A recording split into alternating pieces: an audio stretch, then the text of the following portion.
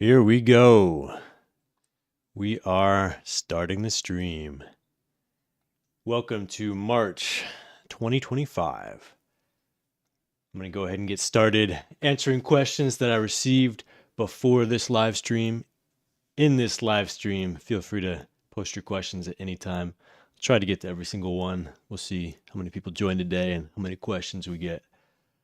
If you want to make sure your questions get answered, sign up for my email newsletter by getting the free PDF of my book. Go to the link tree down below. First question for today. Hi, Noah. According to your experience, what happens in cases like me? Since I'm on month 15 and I still have no libido, will my recovery be gradual or will the libido come back all at once? So, without knowing any more context, I'll speak generally about people in that situation. Month 15, yeah, you're going to obviously be frustrated and impatient for that progress with your libido returning to happen. After 15 months, if you have been porn-free for that entire time, I would certainly hope that you would have started to see progress. But a minority of rebooters do take longer than that. You may be in a long flatline.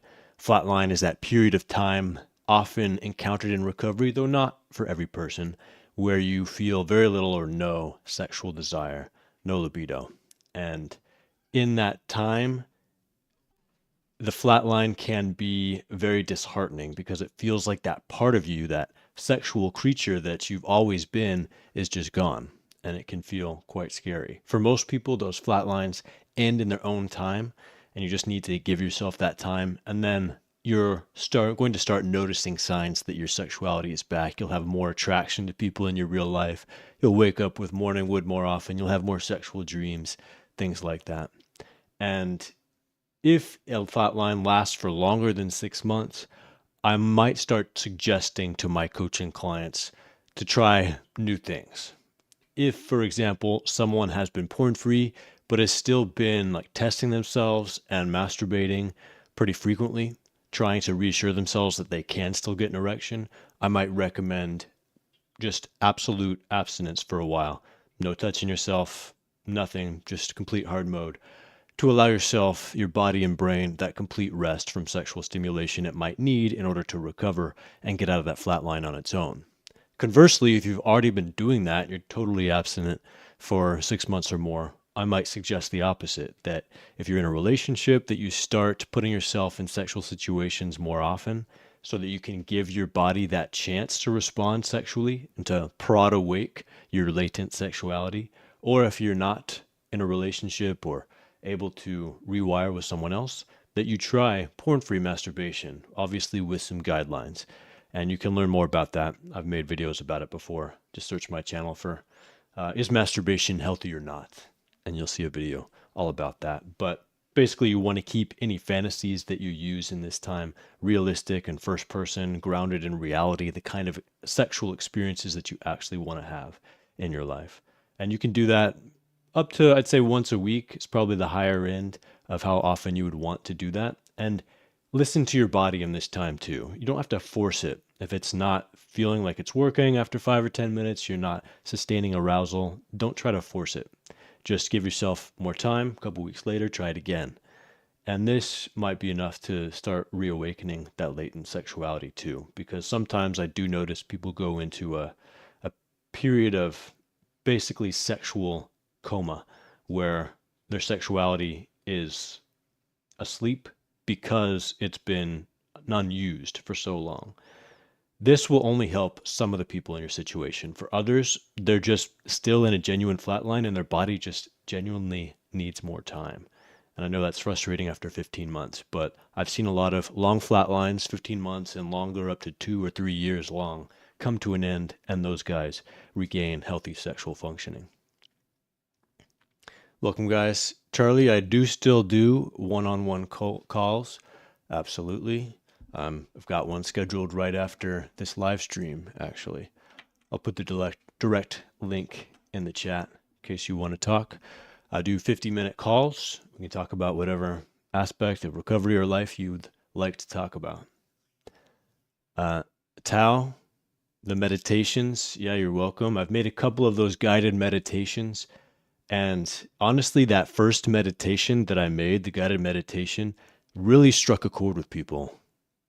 Like a lot of people comment that like this is the best guided meditation they've ever had. Like the half an hour passed like a flash, and it had such a magnificent effect on them, and it really helped them in recovery. And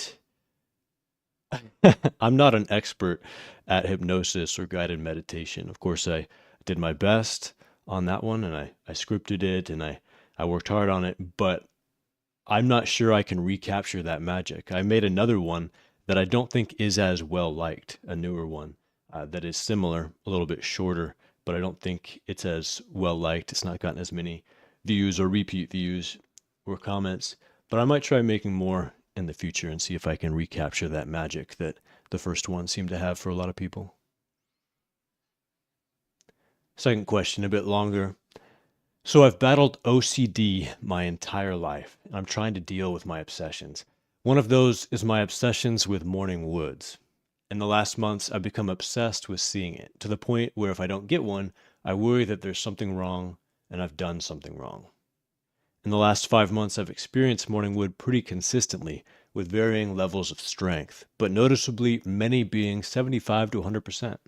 Some weeks I have them every day, and often accompanying erotic dreams, while sometimes I see little during a week. That may be completely normal for a person, but for me, it causes me to doubt myself in the process. I've also noticed that some nights my morning wood is less when I've been streaming video games for longer. Might be something to do with my sleep, and then I overthink that video games is harming my recovery, etc., etc. Are you able to shed some light on the significance of morning wood in recovery, please? I imagine it's good to see it, and thankfully I do see it most weeks, but is it the be-all and end-all? Have people had normal sex lives without seeing morning wood every day or having it at all? So yeah, you're definitely overthinking it, and you're aware that you have OCD. I hope you're in treatment for OCD because, yeah, it's not something that will just go away in recovery from pornography. Sometimes people have symptoms that are similar to ADHD or even OCD that can be caused by or related to their addiction, but it sounds like you know that you've battled it your entire life and it's a part of how your brain is wired. And I hope that you're in treatment for that. Treatment can help a lot, and I know that untreated OCD can be a hellish experience. And obviously, as you know, you are overthinking the morning wood thing. Morning wood is one sign to look at, and if you're getting more morning wood now in any given month than you were when you were using porn or shortly after quitting porn, then yes, that's a positive sign of recovery. But it's not necessary that you see morning wood every day in order to be capable of sex. And even people who've never watched porn in their lives have different degrees of morning wood. Some might see it every day. Some might only notice it a couple times a week. It doesn't mean that one is better than the other or that in a sexual situation, one will be better able to enjoy sex than the other. It's just one sign to look at. And all of us have different bodies, different brains, and it's not going to be exactly consistent across all healthy men. I'd say the level that you're seeing it, that you described here, sounds good, sounds healthy. And just based on that sign alone, you're probably physically ready for sex. Of course, I don't know if you're emotionally ready for it or if you're at a place in your life where you're ready for it, but and you also might need rewiring and to overcome any sexual performance anxiety, which is very common. And so you might still need time, and multiple tries, practice in order to get to the point where you're capable of having regular, healthy, satisfying sex. But physically, sensitivity wise, and the ability of your body to get an erection, just based on your morning woods, it sounds like your body is ready.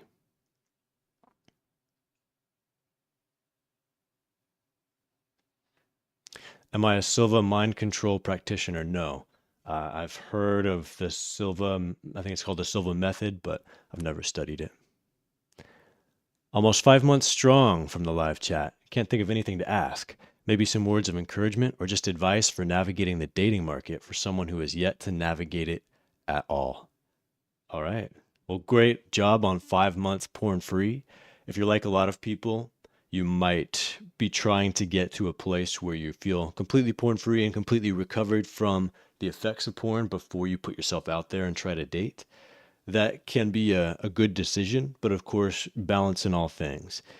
People can wait too long because they're really making that decision out of fear of putting themselves out there and doing things that are uncomfortable and getting rejected and all that stuff. So make sure that if you are waiting for longer before you get out into the dating pool, that it's for the right reasons. As you go out, start dating, I'd recommend not putting too much pressure or expectation on yourself to like make romantic or sexual things happen soon. You can go the route of online dating if you know that you're not just going to use it as a porn substitute, swiping through a bunch of different pictures and using it to titillate yourself solo with your device.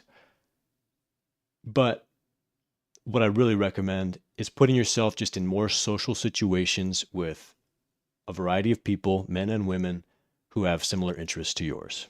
Sign up for classes, like do an improv class or theater class or an art class, volunteer somewhere, go to meetup.com and search for groups where people with similar interests to yours are meeting up, and just get used to being in more social situations. I don't know how your social life is right now. Maybe you already have a thriving social life, but put yourself around people who are similar to you in their values and their interests. Some of them are women, some of them or men. I don't know who you're attracted to or what your gender is, but some of them will be people you have an attraction for, and you might feel a spark, and you see where that goes. And when you make that connection, just invite them to do something one-on-one. Say, oh, hey, I'm going on a hike this weekend, actually. Would you like to join me? Or I found this new smoothie place down the street from where I live. Would you like to check it out with me sometime soon? And, if they say no, or they're kind of hedging or saying, oh, maybe I'm really busy this week, but maybe in a few weeks, then that means no. And if they actually make it happen and you start talking real details and you make a plan and you exchange numbers, then that's a positive sign. Maybe they're just interested in friends, but maybe it could be something more. And just take those steps forward. Don't make things too sexual or too romantic too fast. But also, don't be afraid to take those steps forward and say the things that are, on your mind and in your heart, and don't attach too much importance to any individual connection, because in that dating game, there's going to be a lot of no's and a lot of misconnections and a lot of mismatches before there's a match, most likely. As far as books to read, I really recommend The Man's Guide to Women by John Gottman and a few other authors as well, I think. I also recommend Corey Wayne's book, How to Be a 3% Man. And I recommend, especially as you're getting into relationships, Men Are From Mars and Women Are From Venus by John Gray. That one, my partner and I have read together. It's really helped us better understand each other and communicate better with each other. I'm depressed. I've been masturbating for 12 years. With porn, it could be 7 years, no sexual experience. I'm getting married in 8 months. I am getting regular morning wood. Can I be cured in 8 months? So, I don't know a lot of details. He left a lot out. I don't know if you've ever had sex before, or if what you're worried about being cured of is PIED or pornography addiction. I'm going to assume you're talking about PIED and you're worried about being able to perform on your wedding night or after you get married. And yes, from what you told me, not knowing any other details, it sounds like you're set up well. You're already porn free, it sounds like. I'm assuming. You're already experiencing regular morning woods, which, as we talked about before, is a positive sign. You have 8 months left to allow yourself to regain that sensitivity, stay porn free, and hopefully also do some rewiring, pre-sexual rewiring with your fiance. Hopefully you can, be going on dates, be hugging, be holding hands, be kissing, be cuddling.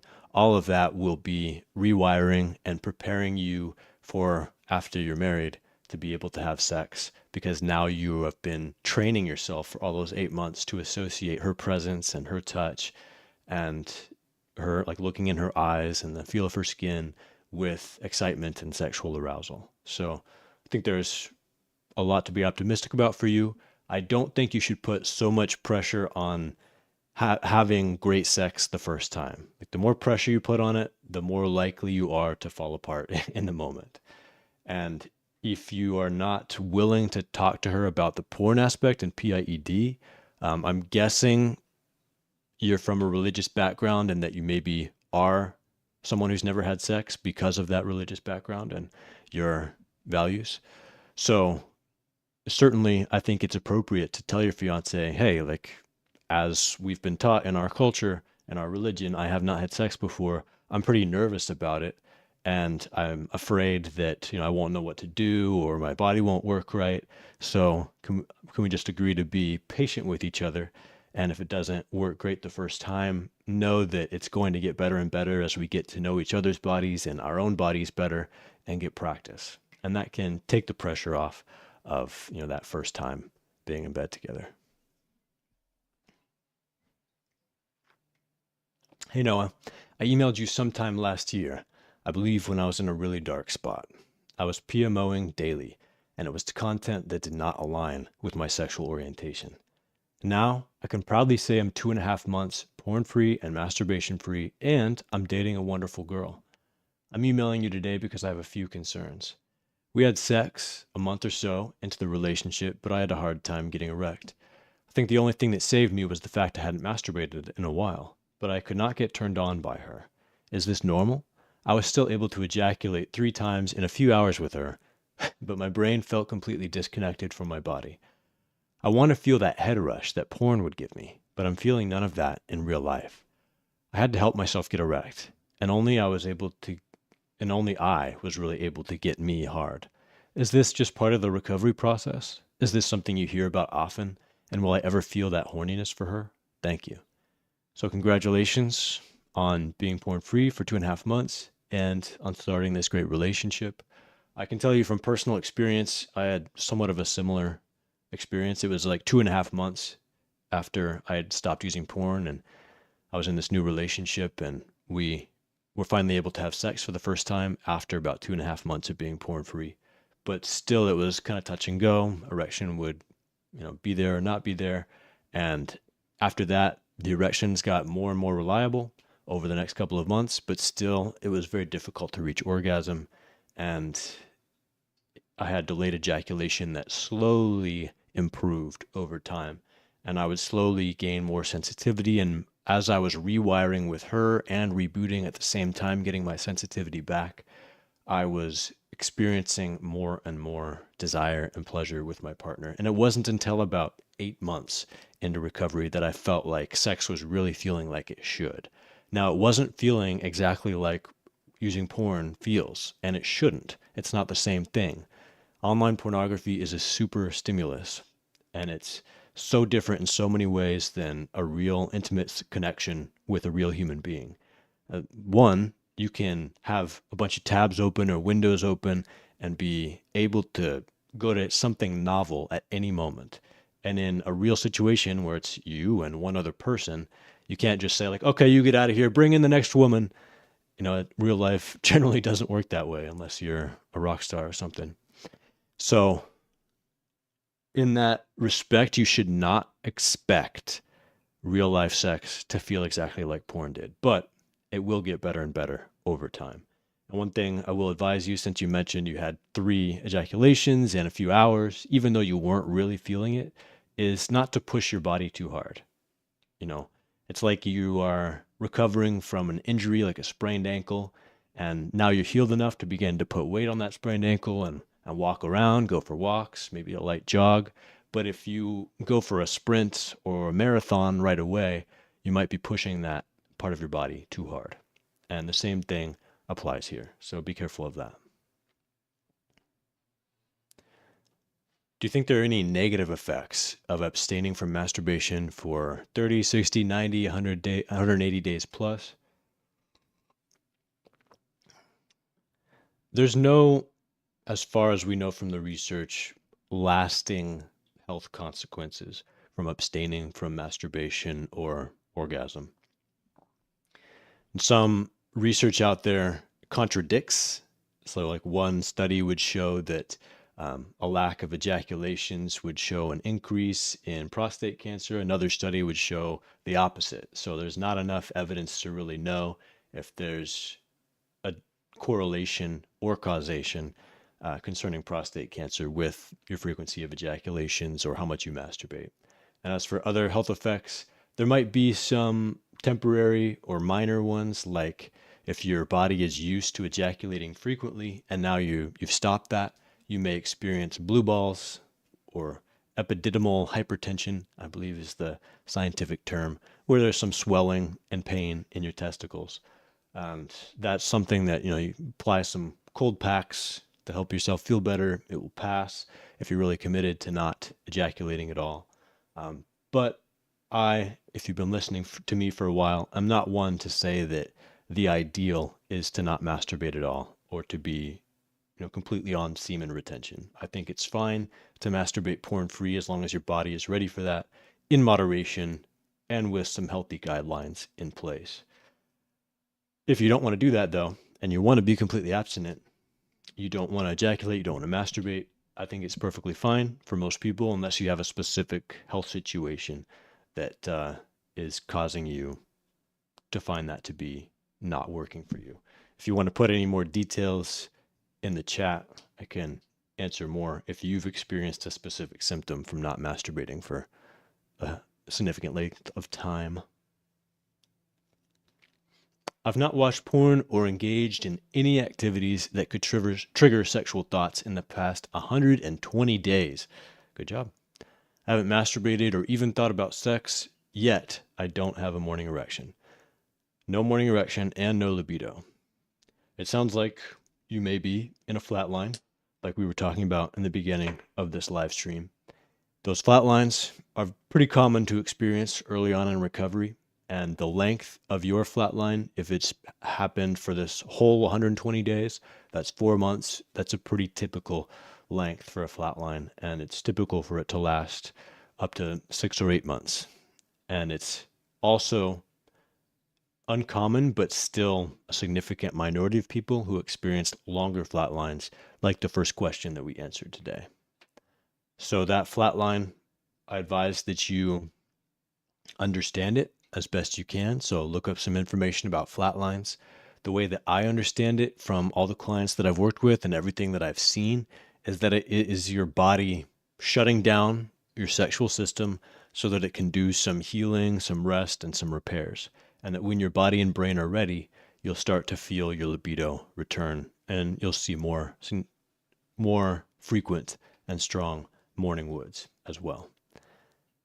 So my advice to you at 4 months in would be to just accept that this is what your body's going to feel like right now. Focus on living the rest of your life. Try not to worry about it too much. Just give your body time. What are the healthy guidelines? I assume you mean for masturbation. As I mentioned before, if you really want to get deep on this, you can search for my video, Is Masturbation Healthy or Not?, where I go over all of these. But quickly speaking, the guidelines are, if you're going to fantasize, do it with realistic, grounded fantasy. Trying to only fantasize about one situation, either a memory of a real-life sexual experience that was good, or an imagination of the kind of sexual experience you would want to have in the future in a healthy way. And keep it grounded. Try not to jump right into sex. Try to imagine like meeting up with the person and hugging her and kissing her for the first time, taking off her clothes, and just imagine what that real life intimacy will be like. And that way you're preparing in your fantasy and in your solo sexual experience to be rewiring yourself for that real experience. And is it as good or as effective as really trying intimacy, really practicing intimacy? No, but it can actually prepare you for that, especially if you've never had real sex before. It can be a great stepping stone to get you to that point. And another guideline would be try not to masturbate as a solution for your emotions. If you're feeling bad, if you're feeling stressed, if you're feeling lonely, you might have that urge to masturbate or to use porn. Try other things instead to allow yourself to feel better. Try talking with your friends or your family. Try meditating or going outside, doing some exercise, taking a nap, whatever it is that's going to help you feel better in a healthy way rather than relying on sex or masturbation for that, because that's the addictive cycle. Try to only masturbate, either schedule it in advance. So like, okay, I know I've got some time Sunday afternoon. I'll schedule some me time, or do it when you're already feeling good. You've already had a good day. I got a lot done today. I'm home alone. I'm kind of feeling some sexual energy. So I'm going to masturbate. And that's fine. You can do that, enjoy yourself, not feel any guilt about it, and then move on with your life rather than using it as a solution to your emotions. Because when you do that, you feel better while you're doing it, but then afterward you tend to feel worse. And so you want to do it again, and you end up chasing your tail around that addiction cycle. Hi, Noah. Is it possible, specifically for someone who is in a prolonged flatline, month 15, no libido, is this the same person? That masturbation takes away all the progress repeatedly again and again. For example, if I make progress, could repeated masturbation send me back to zero, which means I could be on day 1 in terms of recovery and I have to stop masturbating. So as I mentioned before in this call, in this live session, if you have been masturbating frequently or consistently despite being in a flat line, then my advice to you is probably going to be to stop doing that, try something different, which is total abstinence, and see how your body reacts to that. That doesn't mean that you have made zero progress because you've been masturbating. If you've been porn-free for all that time, then I still expect your brain to have made a lot of progress in breaking away from those old cycles.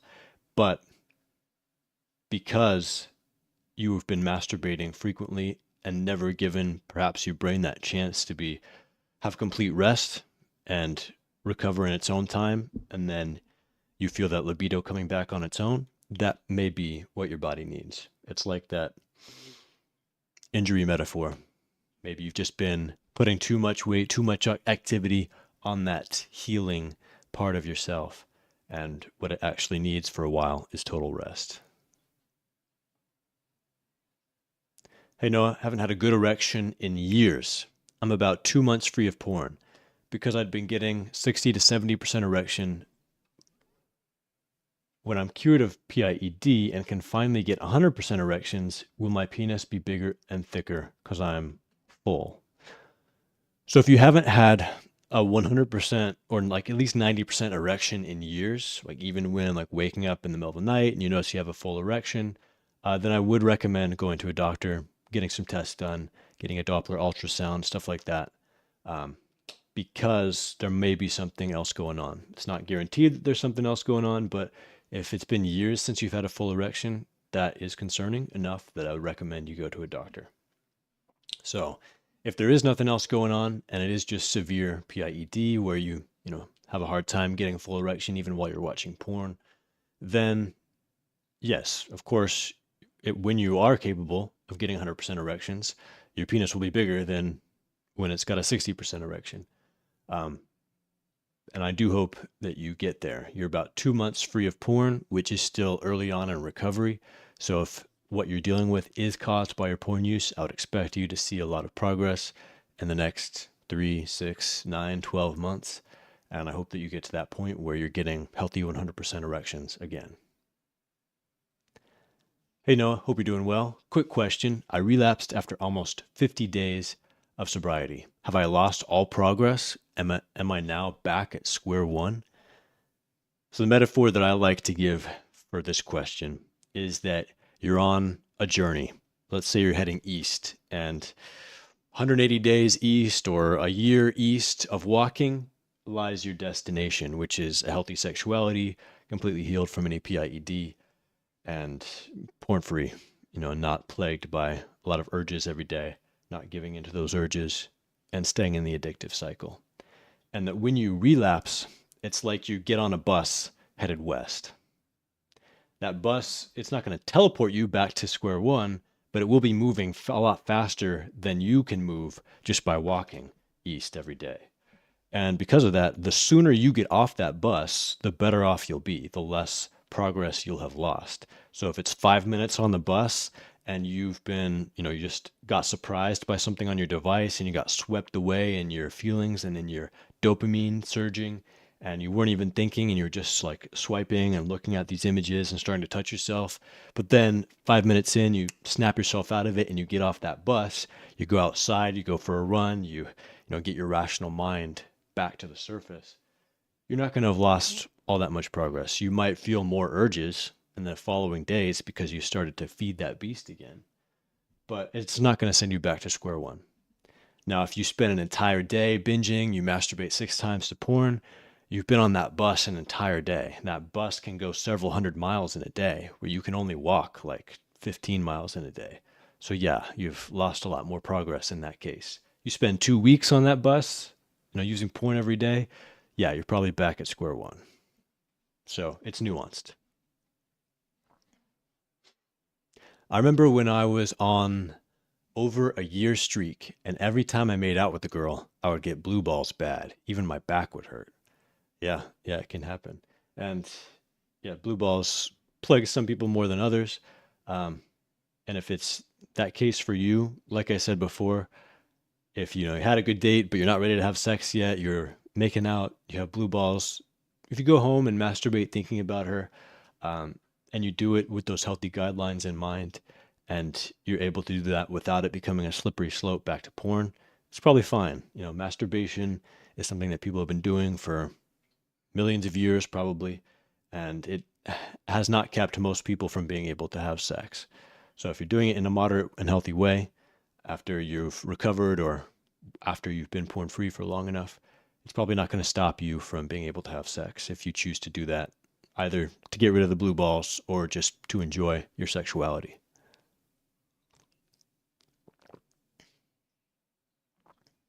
Hey Noah, it's been 90 days without PMO, hard mode on my second try. Good job.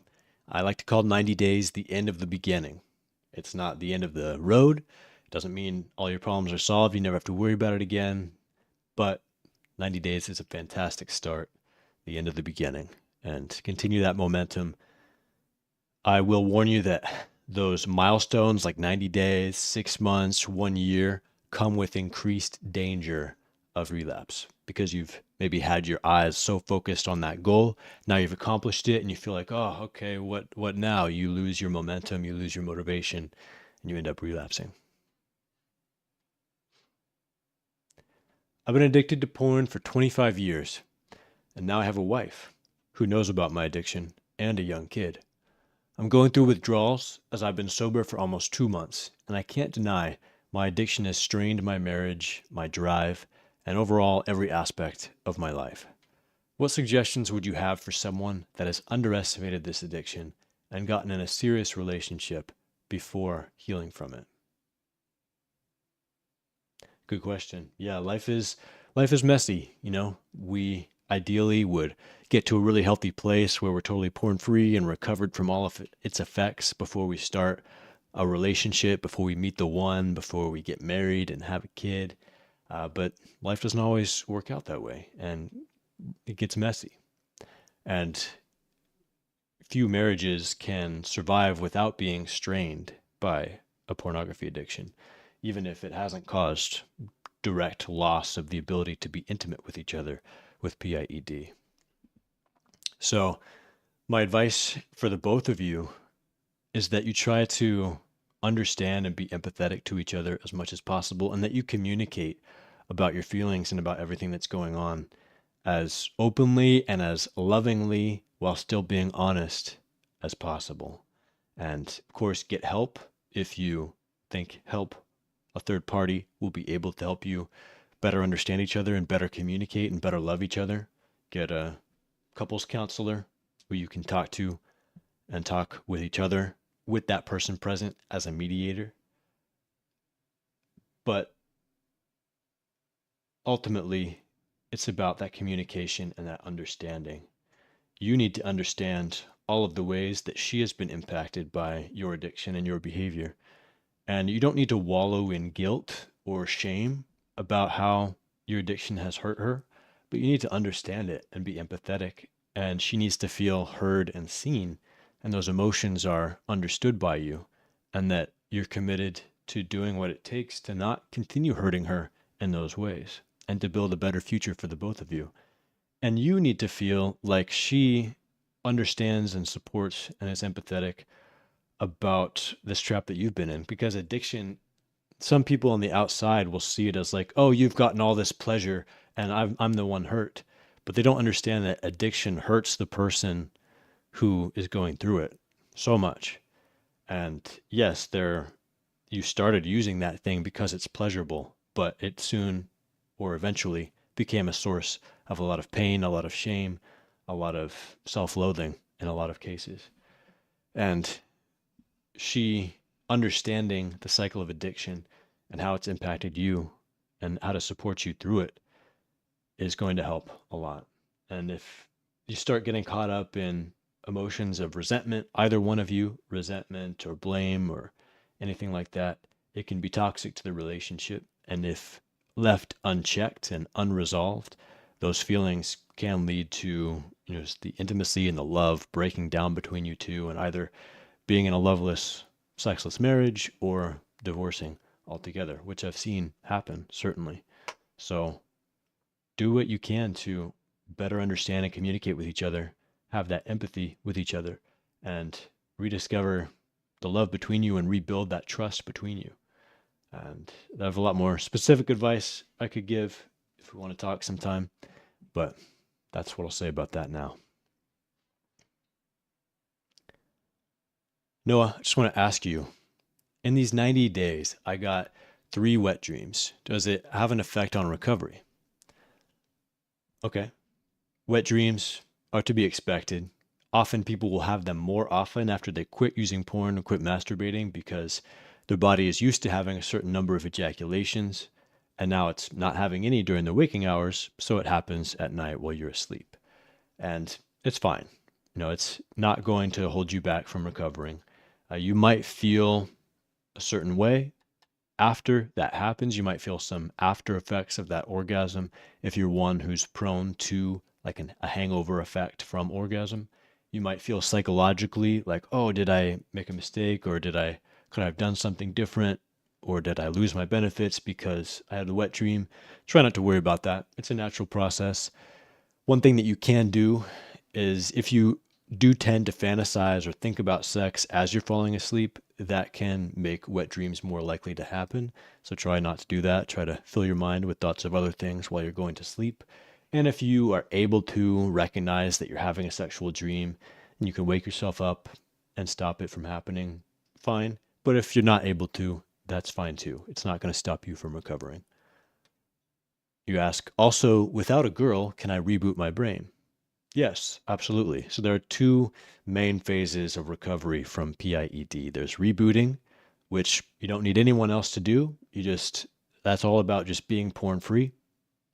And in most cases, being masturbation free, at least for a time, or changing how you masturbate, and allowing your brain to adjust to life without porn and regain some of that sensitivity that was lost due to overstimulation of the brain with the super stimulus that is modern day internet porn. And that is a process that takes time, different amounts of time for different people, but 90 days is enough for most people to see and to feel a significant amount of rebooting happening. Often there is an overlap between the reboot portion of recovery and the next portion, which is rewiring. And rewiring, you can do some of that on your own, like we were talking about. If you masturbate and you're fantasizing and visualizing a very realistic scenario, a first-person scenario, rather than being a voyeur like porn teaches you to do, that can start that rewiring process, but it's really impossible to fully rewire without having a partner to practice real intimacy with. So that part of recovery you cannot do completely without a partner, but you can reboot without a partner. My therapist years ago gave me the advice that if I scheduled days of the week where I can relapse, that will trick my brain into associating porn with a conscious choice. Then you just have longer periods before scheduled relapses. What do you think of this advice? would you consider that intermittent porn use? So that is an approach that I think is valid. And if you've been trying to just be completely porn free for a long time and it's just not working for you, it's just ending up being intermittent use regardless because you've been relapsing and unable to stick to your decisions and resist urges in the moment, then an approach like this can be beneficial because you're at least teaching yourself and teaching your brain that you stick to your decisions. So another way of doing this would be like, if you have an urge, then you can say, all right, in 3 hours, I'll use porn. And that might allow you to resist the urge for those 3 hours because you know, oh, I just need to hold out for 3 hours and then I can use. Or the way that you've described of actually scheduling, like every Sunday this month, I'm going to use porn and masturbate to it. And that allows you to tell yourself in that moment of an urge, hey, I don't have to resist this for my whole rest of my life. I can use. I just have to wait a few more hours or until Sunday. And that gets you some trust back in yourself, because if you can resist the urges with that in mind, with those scheduled times for you to use porn, then you're rebuilding that ability to make decisions and stick to them. And then gradually you reduce the frequency of those scheduled uses of porn. And I have seen this help people break out of a cycle of relapse, because trying one approach and sticking to that, no matter how much it's not working for you, is not going to get you anywhere. And a lot of people who do just say like, no, I don't want to use porn at all, of course, and I'm not willing to wait. I'm not willing to like gradually wean myself off or anything like that. But they continue to relapse regardless. What they're teaching themselves is that they cannot trust their own word, they cannot control their own actions, and they just feel this rising sense of defeat and lack of motivation. And instead of seeing more and more progress over time, they see less and less progress. Dr. K of Healthy Gamer on YouTube said this. He said that addiction is one of the few areas in life where failing does not allow you to improve. So in the gym, right? If you want to lift heavy weights and you want to get like 12 reps on a certain weight, but you can only get 6, so you failed to get 12, that failure helps you grow stronger. And the next time you might be able to get 7 reps, and you're still failing to get 12, but the next time you might be able to get 8 reps. And with every failure, you're getting stronger and you're getting better.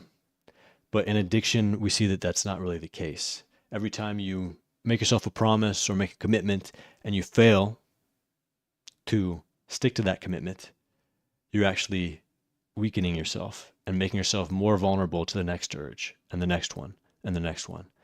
That's why if you're making commitments that are too large and too ambitious for your capabilities right now, it can be self-defeating. Like, I'm never going to use porn again.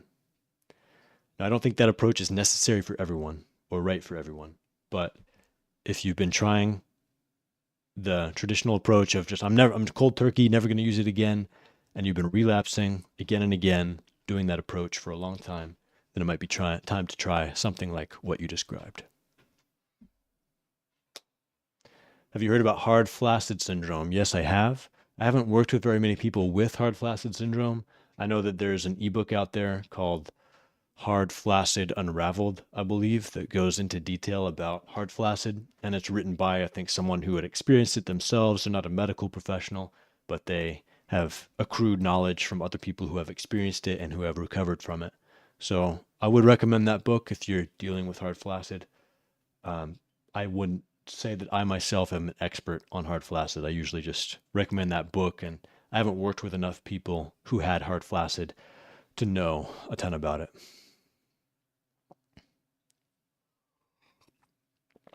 Why is mainstream media not talking about this issue? Sometimes they do. I've been part of quite a few news stories or articles in the past, but there are forces in the pornography industry fighting against this information being publicized, to be sure. Okay, kitty. But also, I mean, honestly, I think a lot of people just aren't interested. People want to do what feels good, and using porn feels good. And until they face a real big consequence from their porn use, like being unable to have sex, they're not very interested in learning about this. All right, I'm going to answer a few more questions, then I'm going to sign off for the day. I'm 2 months off. I'm experiencing some severe headaches from time to time. How long will this continue? Also, for a while, I've been experiencing memory difficulties. Will I regain my memory? Okay, so yeah, headaches and brain fog or memory issues are common withdrawal symptoms. Headaches, like other withdrawal symptoms, tend to go away within a few months of being porn free, if they are caused by being porn abstinent. And that is actually, I would say, a good sign if they're clearly related to your being porn free, because that tells me that your brain was significantly impacted by your use of porn, and that your brain is changing, and it's resisting that change, yes, but it's changing now that you're porn free. And that tells me that you are going to see good benefits of being porn free in the future once you get through this period of withdrawals and your body and brain start to accept that porn isn't part of your life anymore and adjusts to life without porn.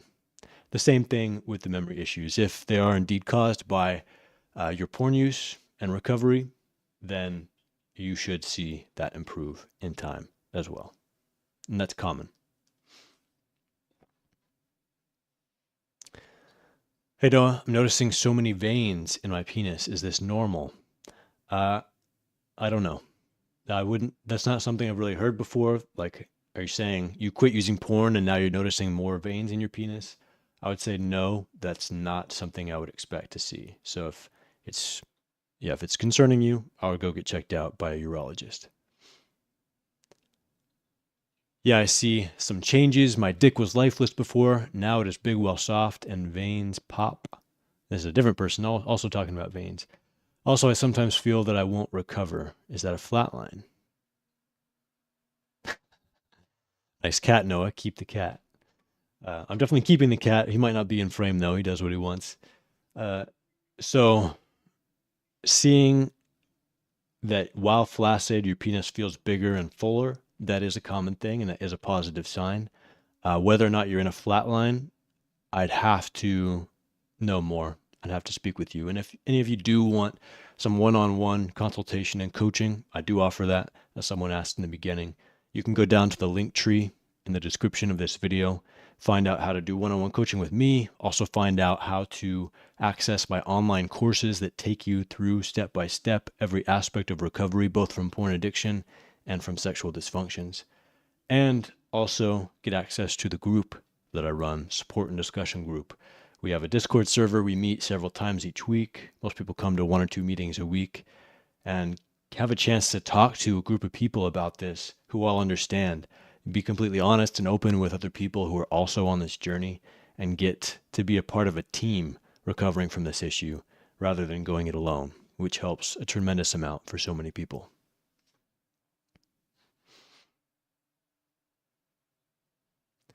All right, gentlemen, I'm going to sign off. Got a coaching call coming up real soon.